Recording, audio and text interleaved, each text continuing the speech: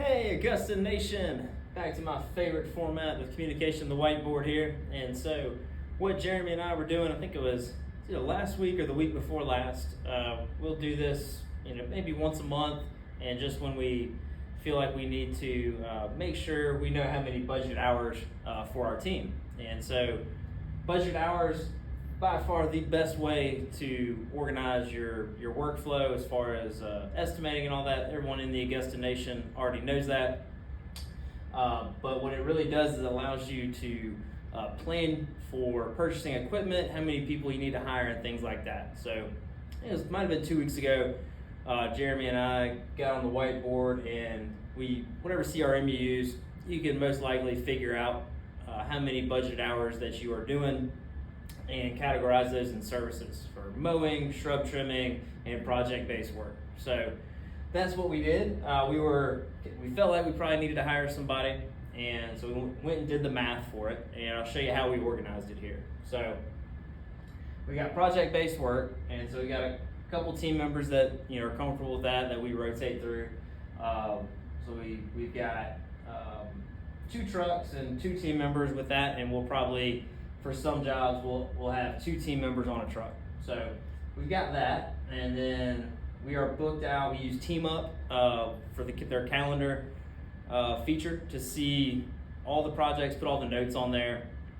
And so we use Team Up to see where we're booked out on projects. We're booked out till August 15th, so that's 6 weeks right now.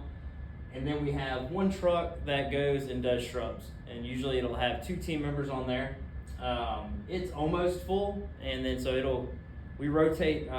We do shrubs once a month, so every month we'll rotate through all the properties that need shrubs, and there's about 6 days of mowing that team can do as well. So we've got that handled, and so the biggest, logistic for resources as far as team members needed and trucks and mowers and things of that nature is the recurring mowing. So we do mowing and bed weeding on the same truck. So we've got our resources here in P1 through P9. That's our trucks.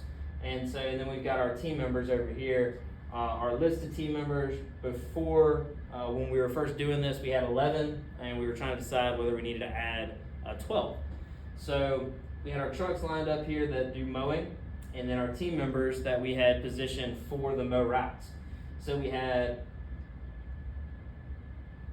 7 team members doing the mowing. And so what we did is we just looked at the last 2 weeks of how many budget hours we had for mowing and bed weeding services. And so we had 223 1 week and 221 another, and we're constantly adding mows. So we're averaging about 10 to 15 acceptances. Not all those are mows, but 10 to 15 estimate acceptances a week. So I went ahead and used for the number of mows 230, about 7 or 8 more budgeted hours than what we had, just to kind of give us some breathing room. So we used 230 budgeted hours, and if you divided that by the 7 team members we had for mowing, you would get 32.85. So basically 33 budgeted hours, and that's not bad.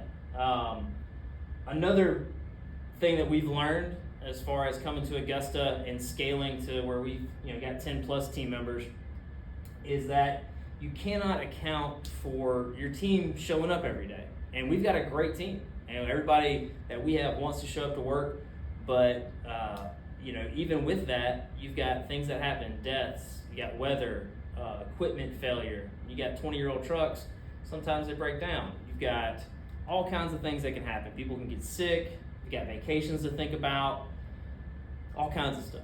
So what we found, that even though we've got a good staff, a great team, people wanting to show up, just because of life, you've got a basic efficiency of, if everything's going right, if you've got 10 team members, 8 of them are going to show up every single day. That's just what we've found. It's not science, but that's just our subjective math there. And so we were already almost at, we don't really want to plan for any more than 32 budgeted hours per team member, just because we want to have and granted, we're at a stage in business where we can start thinking about how many hours is good for sustainability, for team morale and things like that. So we do have that luxury. If you're listening and just getting started, you really got to grind, especially if it's you and one other employee.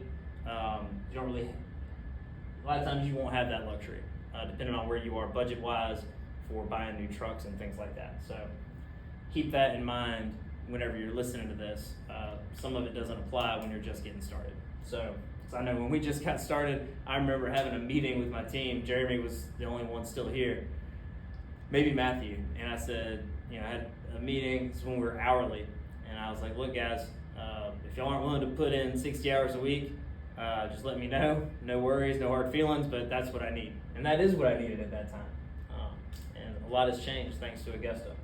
So getting back to how we made our decision to hire another person, is we were already at basically our red line or a little bit past it, and we were still growing. So we said, okay, if we hire that 8th team member, that brings it down to below 30 budgeted hours per person if everybody shows up. And that's where we want to be. Because things can happen. Like I was just saying, life happens. This week alone, we had somebody out sick all week. We had 2 funerals. We had 2 vacations. You come on in, look. We had 2 vacations. We had people having to go to court. We had just life events, and we had rain. So, all kind of like a perfect storm. I think out of 12 people one day in the field, there was a couple days this week where we only had 6 or 7. So, by having the 12 though, I think as long as rain doesn't happen again this week, we'll work Saturday. Not everybody, but we'll get everything done. So, overstaffing is huge. I know Mike talked about it at conference. I believed in it. I'm not going to say, full gusto 100% of how much you had to overstaff, but I knew it was important, and I really found out of why it's important this year. And we're about to step into July, and last year Jeremy and I had to get in the field during June, July, and August because we were not staffed properly. So that's the basic math of what we do. You can use this budgeted hour math for, if you need to purchase vehicles, mowers. We do this throughout the year, and we definitely do it real heavy planning for the growth of next year. Because a lot of things, you could have a marketing budget. Let's say you just use the conservative 10x rule on marketing. You get $10,000 set aside for marketing. And you're going to gain another $100,000 worth of business, which would be another mowing truck, another mower, handhelds, and another team member, another paint job, another lettering, things like that. So if you plan to put $10,000 for that marketing, you've also got to plan for what that marketing is going to bring in the form of resources of who you're going to need to hire and what equipment you're going to need to buy. So. I just want to put this out there. We use it. We did end up, it's not a question mark anymore here, if Elroy is listening. So we did the math, we made the hire. We've been super fortunate this year, but it comes with putting in the work and grinding and suffering through it. And those of y'all that are watching and you're in your first year, first 2 years, first 3 years of implementing the systems, because just because you're in the Augusta Nation network doesn't mean that you've been able to effectively implement all of the systems.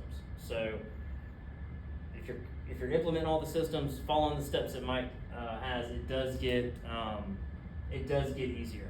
The first 5 years are brutal, but this will help. I hope it helps some people. If you have any questions about this specifically, let me know. And I'd be happy to answer anything specifically and address an individual video for anybody's questions. And I do love whiteboards. So if you want to see more of those, let me know.